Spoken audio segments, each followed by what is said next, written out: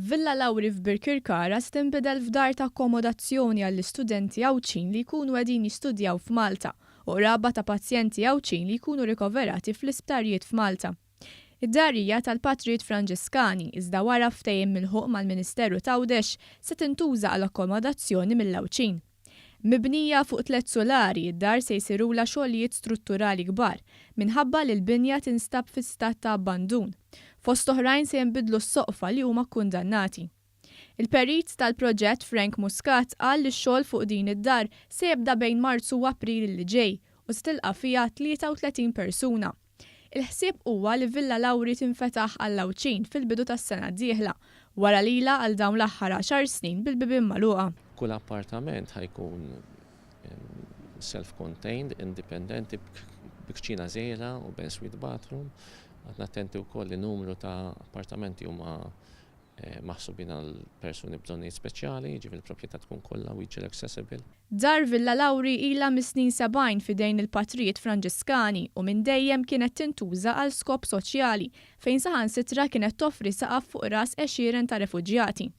Iżda l-Ministru Provinċjal tal-Patrijiet Franġiskani Richard Stanley Grech qal li 10 snin ilu ħassew li għandhom jagħlqu d-dar.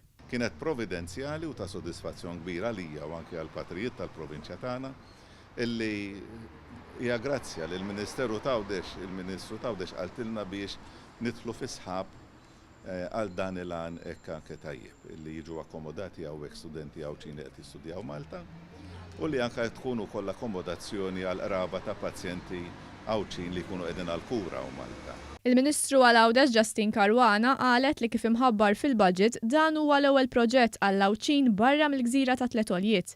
Qalet li l-Gvern ilu jaħdem ix-xhur biex tinsab soluzzjoni kemm għalissa u kemm fit-tul biex l-istudenti Awċin ikollhom postijiet affordabbli fejn joqogħdu. Aħna konxi mid-diffikultajiet tal-istudenti Awċin li jaħdmu Malta u tal-familji tagħhom però wkoll anke tal-pazjenti li jkollhom ir-relatives li jkunu jridu jiġu joqogħdu magħhom ġewwa Malta wkoll waqt li jkunu qed jieħdu l-kura. Allura din il-binja li ħad tkun qed isservi proprju għal dawn l-għanijiet huwa proġett li semma l-ewwel darba fil-budget li għadda u allura bdejna nimplementaw. Mhux se jkun proġett iżolat, però dan huwa l-ewwel wieħed li se nkunu qegħdin naħdmu fuq.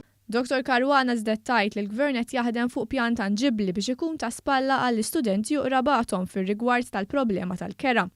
Qalet li l-Gvern se jniedi miżuri oħra li se jiffaċilitaw il-ħajja tal-istudenti Awċin li qed ikomplu jistudjaw f'Malta kif ukoll lil dawk il-qraba li għandhom nies rikoverati f'Malta.